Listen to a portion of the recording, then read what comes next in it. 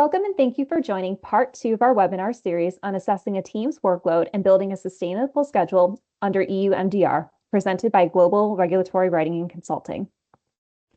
Global Regulatory Writing and Consulting supports medtech and biopharma innovators with strong collaborative partnerships, tailored regulatory consulting and writing services, and deep strategic expertise. Visit our LinkedIn page or globalrwc.com to learn more and book a consultation.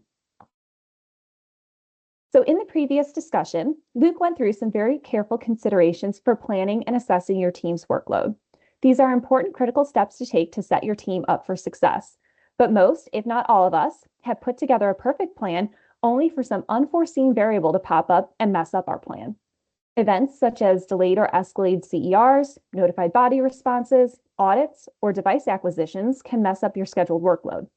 Similarly, team member capacity can change with time away for PTO, medical or family leave, or even having employees leave for a new position. While we can't predict the future, we can set ourselves up for success, knowing that these disruptions can and will happen, so we can take some steps to prepare ourselves and our team accordingly.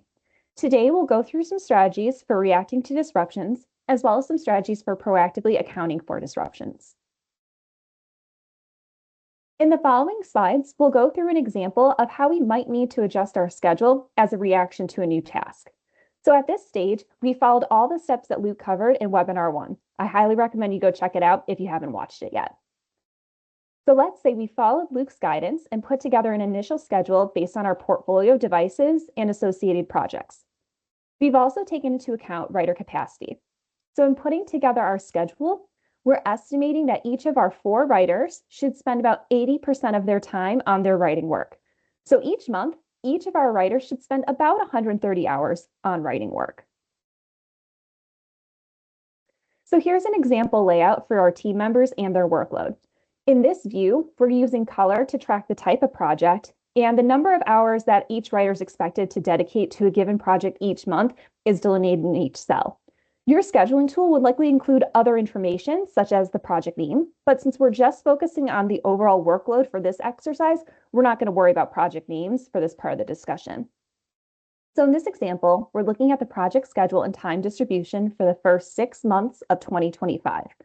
We have a rough estimate of how many hours we expect each type of project to take, and we've also included some PTO that our team members had planned in advance.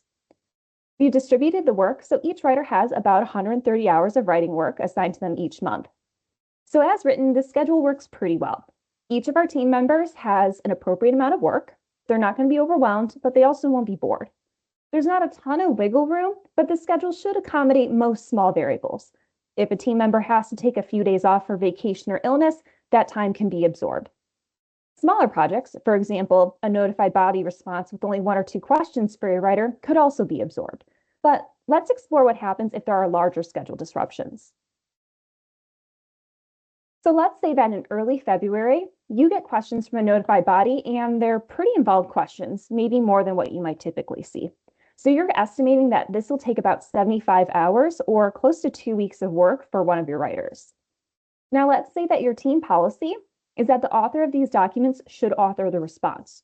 So in this example, let's say that Sam was the author for this response. Clearly, Sam doesn't have an extra 75 hours in his schedule to absorb this extra work without going into overtime. And since your team's policy is to avoid overtime at all costs, we need to get creative. There's a few things we can do here depending on our team members and the projects that they have scheduled. The one option that we have is for Sam, we can pause on some of his other projects, extend his deadlines, and reduce his non-writing time. In this example, Sam's going to prioritize completing his writing assignments, including that new notified body response. This change to his schedule means that in February, March, April, and May, he'll dedicate a higher percentage of his time to writing work. In some cases, it'll be close to 100% of his time spent on writing work in order to meet deadlines and absorb that extra 75 hours. This is probably going to put a little bit of extra strain on Sam for a few months, but it is temporary and it does avoid disruptions to the rest of the team. Support for some of his non-writing tasks might also be needed because Sam's not going to have time for meetings or other administrative tasks if we're adjusting our schedule this way. Another option we might have would be to redistribute some work across the team. This would temporarily reduce non-writing time for multiple team members, but distribute the work a little bit more evenly. So in this case, we're going to have Sam give out assignments from this ongoing project so that the project continues while he dedicates some of that time to the notified body response. This will result in a busier February for the rest of the team, and it might require that non-writing work across the team is paused, but the time spent on the extra work is limited only to February, and it's shared evenly across the team. Option 3 is probably the easiest in terms of scheduling and resourcing, but might be the most complicated in terms of logistics, and that is to enlist temporary support for the overflow work. So in this case, we're going to pull in Christian. Christian is a 1099 that our department has worked with before. We know he does good work, and he's very familiar with our projects. So here we show the schedule, assuming that Christian is going to take some overflow work from Sam so that Sam doesn't have to do overtime. We could, of course, have Christian take on more hours so that Sam can have time for non-writing tasks, or Christian could take on fewer hours if, say, one of our other writers had some extra capacity to take on some overflow work from Sam as well. So those were 3 possible solutions for a relatively easy situation. We went into this scenario with some advantages. We had a schedule that followed Luke's guidance, and we knew that our writers probably weren't going to be at 100% writing capacity at all times. So our schedule had some wiggle room. We also had a notified body response that was pretty big at 75 hours, but 75 hours is not a huge number of hours to absorb. There certainly could be other disruptions that require more hours, more effort over longer periods of time. We also had multiple writers on our team who could take on some extra work. And in that example, we had an external contractor who was able to take on work immediately. However, there are a lot of other things that can happen to require you to adjust your resourcing plan.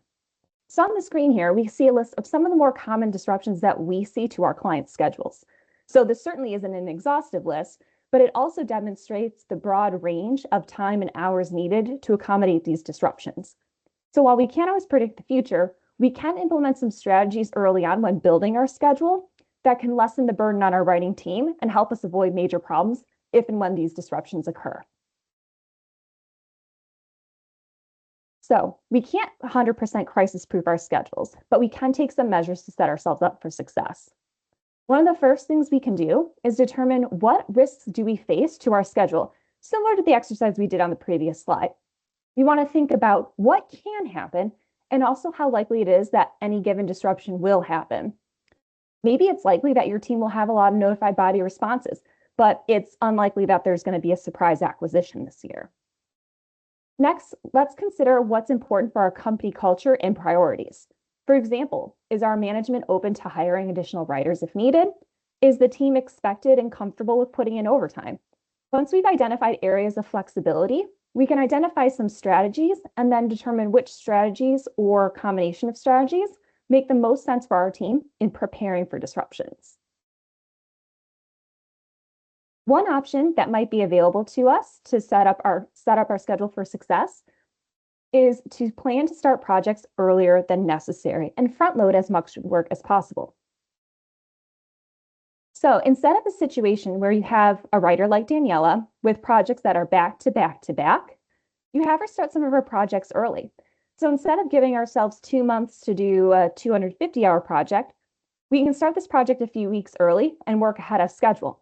That way, if we need to pause on a project to tackle an urgent surprise task, our original project deadlines aren't really at risk. This also could have the added bonus of some increased efficiency if you have ongoing projects. So if one writer has multiple projects going on, in this case here, they'll always have tasks that they can do to keep projects moving forward. So let's say if on project 1, Daniela is waiting for some input from a stakeholder, she has plenty of work for project 2 that she can work on. And that way, if a surprise happens in, say, March or April, she's already ahead of schedule on project 2. So again, the benefits for this approach are that it allows all the writers to have flexibility to absorb unexpected work. It protects projects against missed deadlines, and it allows writers to continue to work independently. One potential downside of this strategy is that it leads to projects overlapping if your writers are starting every project early, and each writer is only working part-time on any given project. It can also make the project management a bit more cumbersome And if you're expecting a lot of schedule disruptions, maybe this is okay and something that your team can absorb, but it might not be worth the extra effort if the likelihood of a disruption is low. Ultimately, this strategy is a great option to consider if you have a team of strong and independent writers who all face a reasonably high likelihood of disruptions throughout the year. A second option that can help your team adjust to schedule changes is to unevenly distribute the workload and assign less official work to one or more writers. So in this strategy, one of your writers is purposefully assigned fewer official projects than your other team members.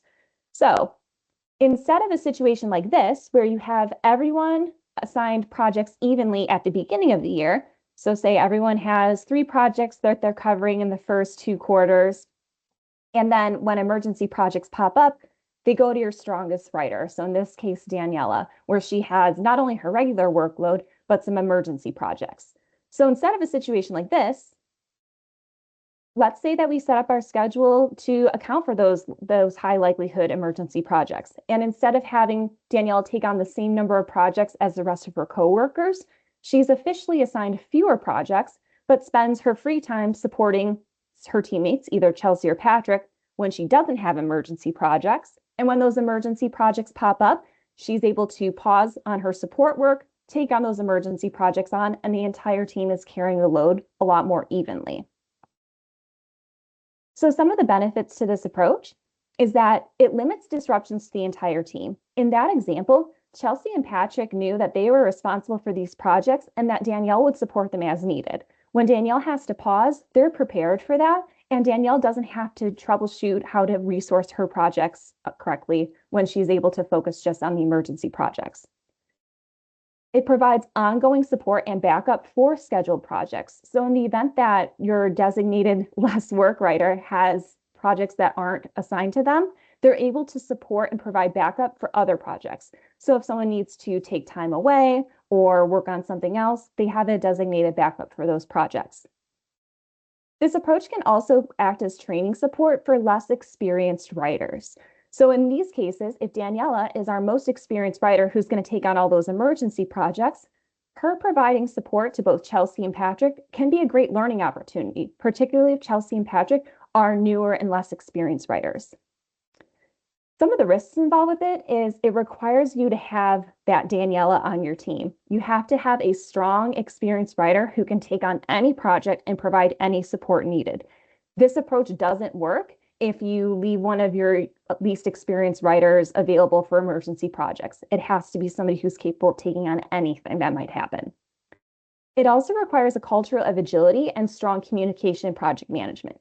You have to have a team that works closely together and is ready to be flexible and move tasks around as needed. So ultimately, this may not be a perfect situation for every team, but it's great for a team that has great collaboration that's likely to experience high volume and/or frequent disruptions. The third strategy that we'll discuss today is a pretty simple one, and that is reach out for help. If you have reliable help that you can call on for support in times of need, you can avoid a lot of the resourcing challenges that we've covered in this presentation.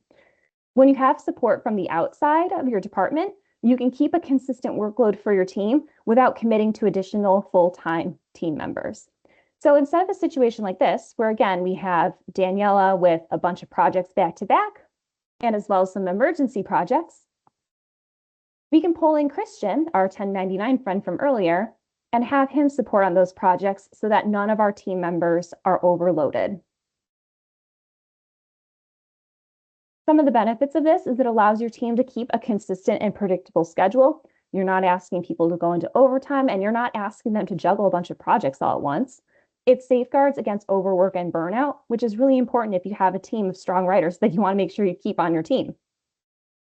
It also allows you to adjust the type and amount of support based on need. Maybe you don't need help for the month of February, but in March you could really use another person with contractor support or members of another department that are cross-trained. You can call for help when needed, but only when needed. Some of the downsides of this approach are that it requires coordinations in advance. So for example, if you're going to be training team members from other departments or identifying and contracting with contractors, you need to make sure those people are prepared and ready to go when you need them. You don't want to start cross-training, only when your department's overloaded. It also might require approval from the executive team and require a designated budget. So making sure you have those conversations early can make sure you have that support lined up for when your team needs it most. So ultimately, having additional contractor support is perfect for a team with large amounts of extra work at unpredictable times, and/or if you need supplemental staffing. So throughout this webinar series, we've established that having a solid plan at the beginning of the year or quarter is essential. This plan should take into account your team's strengths and workload capacity, your device and project portfolio, and the likelihood and type of disruptions. You should design this plan with strategies in place for surprise changes to the workload or team capacity. Finally, many solutions to scheduling challenges require investing time and planning before the problems arise. Lay the groundwork so that your team has backup by beginning cross-training or contracting efforts early. Thank you so much for joining us in part 2 of this webinar series. We sincerely hope you'll join us for part 3. Along the way, please don't hesitate to reach out if your team could benefit from a resourcing analysis and plan. Please contact us at info@globalrwc.com. Thank you.